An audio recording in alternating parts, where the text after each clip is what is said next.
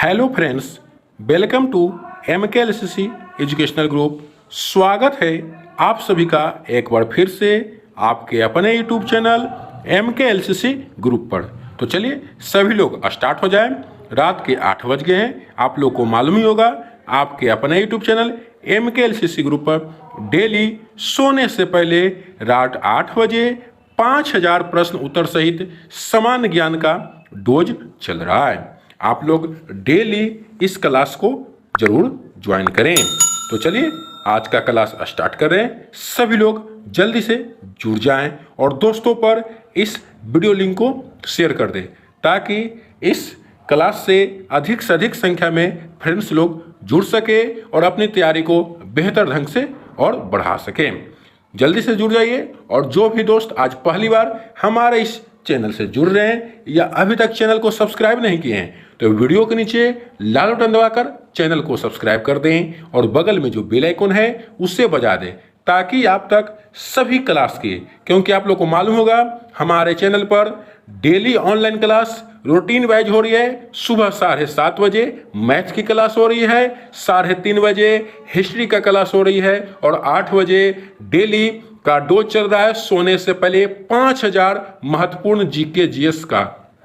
तो इसलिए आप लोग बेल आइकन को जरूर बजा दें ताकि आप तक सभी ऑनलाइन क्लास की नोटिफिकेशन पहुंच सके। तो चलिए क्लास को स्टार्ट करते हैं। सभी लोग वीडियो को लाइक और जो भी इसमें आज पहली बार जुड़े हैं वीडियो को नीचे जो लाल बटन है उसे दबाकर चैनल को सब्सक्राइब कर दें। तो चलिए आज का क्लास स्टार्ट कर रहे हैं क्वेश्चन 1 की ओर से।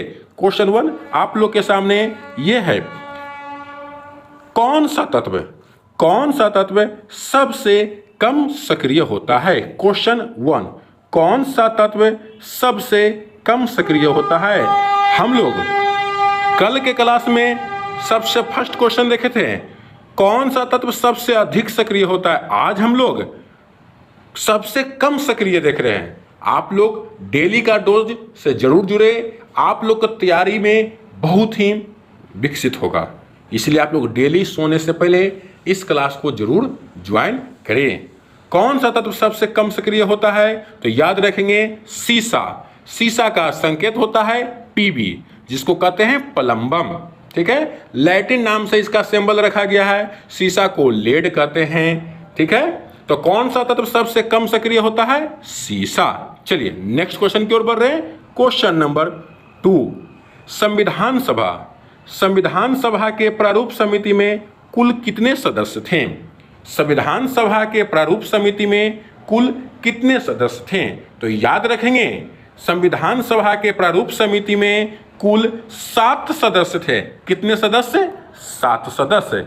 याद रखेंगे संविधान सभा के प्रारूप समिति में कुल कितने सदस्य थे, 7। चलिए नेक्स्ट क्वेश्चन। और आज का क्लास 5000 सामान्य ज्ञान का जो डेली का डोज है उसका आज पार्ट 2 चल रहा है। हम लोग कुल 5000 जीके जीएस का सेट देखेंगे। इसमें हम लोग प्रतिदिन 20 प्रश्न का सेट चला रहे हैं। चलिए आगे बढ़ रहे हैं क्वेश्चन नंबर 3 की ओर। क्वेश्चन नंबर 3 कह रहा है सबसे छोटा कोशिकीय अंग कौन सा है। बहुत ही महत्वपूर्ण प्रश्न। अगर आप लोग के पास ये 5000 प्रश्नों का संग्रह हो जाएगा तो आप किसी भी एग्जाम में क्वेश्चन को छोड़कर नहीं आएंगे। इसलिए आप लोग डेली का डोज सोने से पहले जरूर देखें। तो सबसे छोटा कोशिकीय अंग कौन सा है तो याद रखेंगे राइबोसोम। कौन है, राइबोसोम। सबसे छोटा कोशिकीय अंग कौन सा है, राइबोसोम। चलिए आगे बढ़ते हैं नेक्स्ट क्वेश्चन की ओर। क्वेश्चन नंबर 4 अलाउद्दीन खिलजी ने किसे दीवाने रियासत नियुक्त किया था। अलाउद्दीन खिलजी ने किसे दीवान ए रियासत नियुक्त किया था। क्वेश्चन नंबर 4 का सही उत्तर क्या होगा। जो भी फ्रेंड्स इस प्रश्न का उत्तर जानते हैं वे लाइव चैट में अपना उत्तर दे सकते हैं। अभी फिलहाल आप लोग के सामने जो क्लास चल रही है वह प्रीमियर क्लास चल रही है। आप लोग जितना ज़्यादा इस क्लास को शेयर करेंगे और ज़्यादा से ज़्यादा संख्या में फ्रेंड्स इस समय जुड़ेंगे तो हम लाइव आपके सामने आएंगे। अभी फिलहाल प्रीमियर क्लास चल रही है क्योंकि इस समय कुछ कम बच्चे जुड़ रहे हैं, क्योंकि जानकारी अभी बहुत कम लोगों के पास है, इसलिए आप लोग इस क्लास को ज़्यादा से ज़्यादा शेयर करें ताकि अधिक से अधिक संख्या में जुड़ सके। फिर हम लाइव आप लोग के सामने आएंगे। तो बताइए, अलाउद्दीन खिलजी ने किसे दीवान ए रियासत नियुक्त किया था? तो याद रखेंगे, अलाउद्दीन खिलजी ने दीवान ए रियासत मलिक याकूब को नियुक्त किया था। किसे? मलिक याकूब को। तो इस प्रश्न का सही उत्तर है मलिक याकूब। चलिए next question, question number 5। Question number 5 कहा जा रहा है, बेगम अख्तर गायन किस विद्या से संबंध है? बेगम अख्तर गायन की किस विद्या से संबंध है? तो याद रखेंगे, बेगम अख्तर गायन की जो विद्या है वह किस विद्या से संबंध है? तो वह गजल। याद रखेंगे, गजल गायकी से संबंध है बेगम अख्तर गायन। याद रखेंगे, बेगम अख्तर गायन की जो संबंध है वह गजल गायकी से है। तो इस प्रश्न का सही उत्तर गजल गायकी। Next question, question number 6। एक प्रकाश वर्ष कितनी दूरी के बराबर होता है? एक प्रकाश वर्ष कितनी दूरी के बराबर होता है? तो इस प्रश्न का उत्तर जानने से पहले जो भी फ्रेंड्स अभी तक हमारे इस चैनल को सब्सक्राइब नहीं किए हैं तो वीडियो के नीचे लाल बटन दबाकर चैनल को जरूर सब्सक्राइब कर दें और बगल में जो बेल आइकन है उसे बजा दें ताकि आप तक सभी क्लास की नोटिफिकेशन पहुंच सके। तो इस प्रश्न का सही उत्तर क्या होगा? एक प्रकाश वर्ष कितनी दूरी के बराबर होता है? तो एक प्रकाश वर्ष 9.46 गुना 10 के पावर 12 किलोमीटर के बराबर होती है एक प्रकाश वर्ष। याद रखेंगे, एक प्रकाश वर्ष में कितनी दूरी होती है? तो 9.46 गुना 10 के पावर 12 किलोमीटर। याद रखेंगे, एक प्रकाश वर्ष कितनी दूरी के बराबर होता है? 9.46 गुना 10 के पावर 12 किलोमीटर। कभी कभी आपको मीटर में पूछ देता है तो आप इसे मीटर में कन्वर्ट कर सकते हैं। कैसे करेंगे? तो 1 किलोमीटर में 1000 मीटर, तो 1000 में 3 शून्य होते हैं, तो इसमें 3 शून्य अर्थात 1000 से गुना कर देंगे तो क्या हो जाएगा? 10 के पावर 15। अगर मीटर में पूछेगा तो 10 के पावर 15 मीटर। 9.46 गुना 10 के पावर 15 मीटर। ठीक है, अगर किलोमीटर में तो 9.46 गुना 10 के पावर 12 किलोमीटर। कभी कभी ऑप्शन में आपको सिर्फ 10 के पावर 12, 10 के पावर 13, 10 के पावर 15 और 10 के पावर 16 रहते हैं। तो याद रखेंगे, 16 रहेंगे मीटर में तो आप समझेंगे 10 के पावर 16 भी हो सकते हैं। वो कैसे? 9.46 को हम मान सकते हैं 10 के बराबर। 9.46 को अगर हम 10 मानेंगे तो 1 शून्य और बढ़ जाएंगे तो मीटर में हो जाएगा 10 के पावर 16 और किलोमीटर में हो जाएगा 10 के पावर 13। इसलिए ऑप्शन पर ध्यान देंगे। अगर ऑप्शन में 10 के पावर 13 किलोमीटर सिर्फ रहे तो ये आपका सही होगा और 10 के पावर 16 मीटर रहे तो ये भी सही होगा, क्योंकि 9.46 जो है उसको 10 के बराबर मान लेते हैं तो ये पावर आ जाते हैं। तो चलिए आगे बढ़ते हैं। अभी इस प्रश्न का उत्तर हम लोग जानते हैं साधारण सा कि एक प्रकाश वर्ष में कितनी दूरी होती है? तो 9.46 गुना 10 के पावर 12 किलोमीटर। चलिए आगे बढ़ते हैं। Question number 7।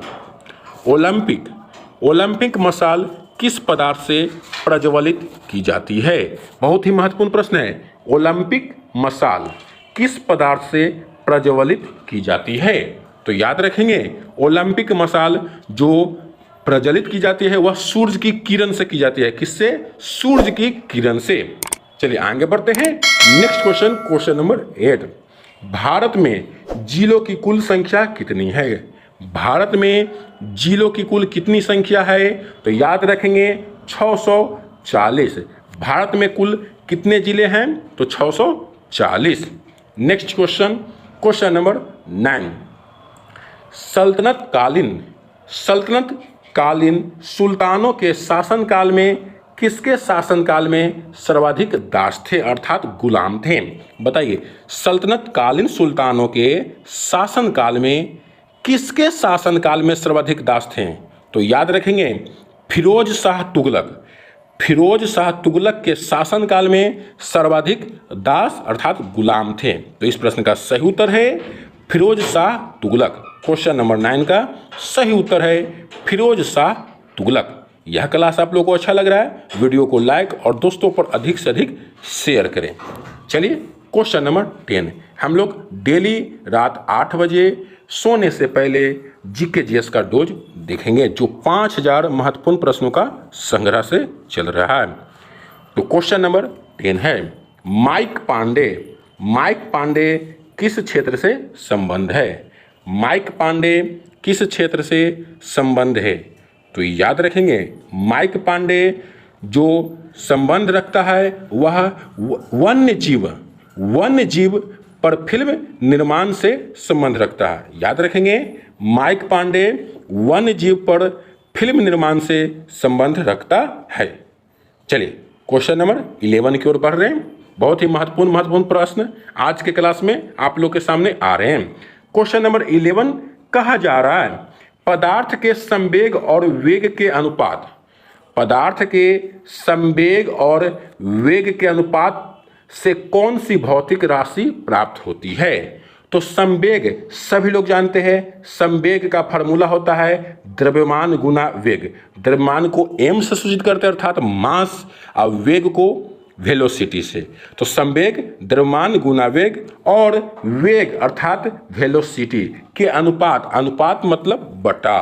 तो v से भी कट जाने के बाद क्या बच रहा है? सिर्फ और सिर्फ द्रव्यमान बच रहा है। तो पदार्थ के संवेग और वेग के अनुपात से कौन सी भौतिक राशि प्राप्त होती है? सभी लोग समझ चुके होंगे कि द्रव्यमान। याद रखेंगे द्रव्यमान प्राप्त होती है, मास द्रव्यमान। चलिए आगे बढ़ रहे हैं। क्वेश्चन नंबर 12 संविधान सभा के झंडा समिति के अध्यक्ष कौन थे? संविधान सभा के झंडा समिति के कौन अध्यक्ष थे? चलिए तो याद रखेंगे संविधान सभा के झंडा समिति के जो अध्यक्ष थे जे.बी. कृपलानी थे। कौन थे? JB. Kripalani. Next question number 13 आप लोग डेली का डोज सोने से पहले जरूर देखें। नेक्स्ट क्वेश्चन नंबर 13 लोहा एवं गंधक का मिश्रण कौन सा मिश्रण कहलाता है? लोहा एवं गंधक का मिश्रण कौन सा मिश्रण कहलाता है? तो याद रखेंगे असमांग मिश्रण। ठीक है, एक समांग मिश्रण होता है, एक असमांग। अंग्रेजी में कहें तो homogeneous heterogeneous. Homogeneous mixture, heterogeneous mixture. तो आपसे पूछा जा रहा है लोहा एवं गंधक का मिश्रण कौन सा मिश्रण है? तो याद रखेंगे असमांग मिश्रण, हेट्रोजीनियस। होमोजीनियस नहीं, हेट्रोजीनियस मिक्सचर कहलाता। ठीक है, तो असमान मिश्रण कहलाता है लोहा एवं गंधक का मिश्रण। तो यह क्लास कैसा लग रहा है आप लोग को कमेंट बॉक्स में जरूर लिखें और दोस्तों पर अधिक से अधिक शेयर करें। अगर आप चाहते हैं सभी प्रतियोगी परीक्षाओं की तैयारी करने के लिए महत्वपूर्ण notes, handwriting notes, study material, क्यूज ये सभी प्राप्त करना चाहते हैं तो हमारे व्हाट्सएप ग्रुप, टेलीग्राम ग्रुप या फेसबुक ग्रुप से ज्वाइन करें। सभी ग्रुप में आपको सभी मटेरियल प्रोवाइड कराए जाएंगे। जुड़ने के लिए वीडियो के डिस्क्रिप्शन में लिंक दिया हुआ है, वहां से आप जुड़ सकते हैं। और जो भी दोस्त अभी तक हमारे इस चैनल को सब्सक्राइब नहीं किए हैं तो वीडियो के नीचे लाल बटन दबाकर चैनल को जरूर सब्सक्राइब करें। तो नेक्स्ट क्वेश्चन नंबर 14 औरंगजेब ने शिवाजी के विरुद्ध किसे दक्कन का सूबेदार बनाकर भेजा था? औरंगजेब ने शिवाजी के विरुद्ध किसे दक्कन का सूबेदार बनाकर भेजा था? तो याद रखेंगे औरंगजेब ने शिवाजी के विरुद्ध जो दक्कन का सूबेदार बनाकर भेजा था उनका नाम है शाइस्ता खां। याद रखेंगे शाइस्ता खां को शिवाजी के विरुद्ध दक्कन का सूबेदार बनाकर भेजा था। किसे? शाइस्ता खां को। याद रखेंगे औरंगजेब ने शिवाजी के विरुद्ध दक्कन का सूबेदार शाइस्ता खां को बनाकर भेजा था। चलिए आगे बढ़ते हैं नेक्स्ट क्वेश्चन, क्वेश्चन नंबर 15। यहूदी मेनुहिन किस वाद्य यंत्र के प्रमुख वादक थे? यहूदी मेनुहिन किस वाद्य यंत्र के प्रमुख वादक थे? तो याद रखेंगे वायलिन के प्रमुख वादक यहूदी मेनुहिन थे। चलिए आगे बढ़ते हैं नेक्स्ट क्वेश्चन, क्वेश्चन नंबर 16। सूर्य के अपेक्षाकृत ठंडे भाग जिसका तापमान 1500 डिग्री सेल्सियस होता है क्या कहलाता है? सूर्य के अपेक्षाकृत ठंडे भाग जिसका तापमान 1500 डिग्री सेल्सियस होता है क्या कहलाता है?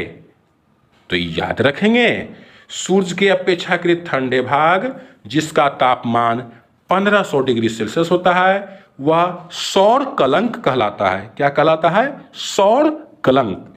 चलिए आगे बढ़ रहे हैं नेक्स्ट क्वेश्चन की ओर, क्वेश्चन नंबर 17। हम लोग कुल 20 प्रश्न देखेंगे जो 5000 महत्वपूर्ण जीके जीएस के सेट से लिया गया है। हम लोग डेली इसी तरह से रात 8 बजे डोज देखेंगे सोने से पहले। आप लोग जरूर जुड़े डेली के डोज से। चलिए नेक्स्ट क्वेश्चन, क्वेश्चन नंबर 17। विश्व में सर्वप्रथम किस अंग का प्रत्यारोपण संभव हुआ? विश्व में सर्वप्रथम किस अंग का प्रत्यारोपण संभव हुआ? तो याद रखेंगे हृदय का प्रत्यारोपण विश्व में सर्वप्रथम हुआ था। किसका? हृदय का। तो क्वेश्चन नंबर 17 का सही उत्तर है हृदय। Next question, question number 18। जनगणना की तर्ज पर मृत्यु गणना वाला पहला राज्य कौन सा है? जिस तरह जनगणना किया जाता है उसी तरह से मृत्यु गणना, तो वही प्रश्न आपसे पूछा जा रहा है, जनगणना की तर्ज पर मृत्यु गणना वाला पहला राज्य कौन सा है? तो याद रखेंगे कर्नाटक। जनगणना की तर्ज पर मृत्यु गणना वाला पहला राज्य कर्नाटक है। तो इस प्रश्न का सही उत्तर है Karnataka. Next question, question number 19। बहुत ही महत्वपूर्ण प्रश्न आप लोग के सामने आ रहा है। किस मुगल बादशाह ने वसीयत लिखकर अपने पुत्रों को यह निर्देश दिया था कि वे असद खां को वजीर बनाएं? किस मुगल बादशाह ने वसीयत लिखकर अपने पुत्रों को यह निर्देश दिया था कि वे असद खां को वजीर बनाएं? तो याद रखेंगे औरंगजेब ने वसीयत लिखकर अपने पुत्रों को यह निर्देश दिया था कि वे असद खां को वजीर बनाएं। ठीक है, अगर आपसे पूछे किस मुगल बादशाह ने वसीयत लिखकर अपने पुत्रों को यह निर्देश दिया कि वे असद खां को वजीर बनाएं, तो आप इसका सही उत्तर देंगे औरंगजेब। चलिए आज के क्लास का last question, question number 20। Whitney Houston किस क्षेत्र से संबंध थे? व्हिटनी ह्यूस्टन किस क्षेत्र से संबंध थे? तो इस प्रश्न का सही उत्तर है पॉप गायकी से। ठीक है, व्हिटनी ह्यूस्टन किस क्षेत्र से संबंधित है? तो पॉप गायकी से। तो आज का क्लास आप लोग को कैसा लगा कमेंट बॉक्स में जरूर लिखें। अगर आप लोग को इस क्लास में कुछ सुधार की जरूरत है तो वह भी लिखें। आप लोग जिस तरह से कहेंगे, आप लोग को जिस तरह से अच्छा लगेगा क्लास, उसी तरह से आप लोगों के लिए यह क्लास चलाया जाएगा। आप लोग डेली सोने से पहले का डोज जरूर देखें और कुछ सुधार करने की जरूरत है वो भी हमें बताएं। कैसा लगा यह भी कमेंट बॉक्स में लिखें और दोस्तों पर अधिक से अधिक शेयर करें। और जो भी फ्रेंड्स अभी तक वीडियो को लाइक नहीं किए, वीडियो को लाइक जरूर करें, क्योंकि आप लोगों के लिए महत्वपूर्ण क्वेश्चन 5000 महत्वपूर्ण क्वेश्चन का संग्रह जो बार बार एग्जाम में पूछे जाते हैं उसका क्लास लेकर आए हैं। इसलिए आप लोग भी हमें सपोर्ट करें, चैनल को सब्सक्राइब और दोस्तों पर अधिक से अधिक शेयर करें। तो आज के लिए इतना ही। आज का सेट में हम लोग यहाँ तक रहते हैं, फिर अगले दिन रात 8 बजे इसी तरह से मिलेंगे। और आप लोग और भी क्लास से जरूर जुड़ें। सुबह 7:30 बजे मैथ की क्लास हो रही है, 3:30 बजे इंडियन हिस्ट्री का लेक्चर चल रहा है और रात 8 बजे आप लोग का डेली का डोज चल रहा है। इसलिए और भी क्लास से जरूर जुड़ें। अगर आप लोग चैनल को सब्सक्राइब किए हुए हैं और बेल आइकन बजाए हुए हैं तो आप लोग के पास सभी क्लास का नोटिफिकेशन जरूर पहुँचेगा। तो फिर मिलेंगे नेक्स्ट डे। धन्यवाद।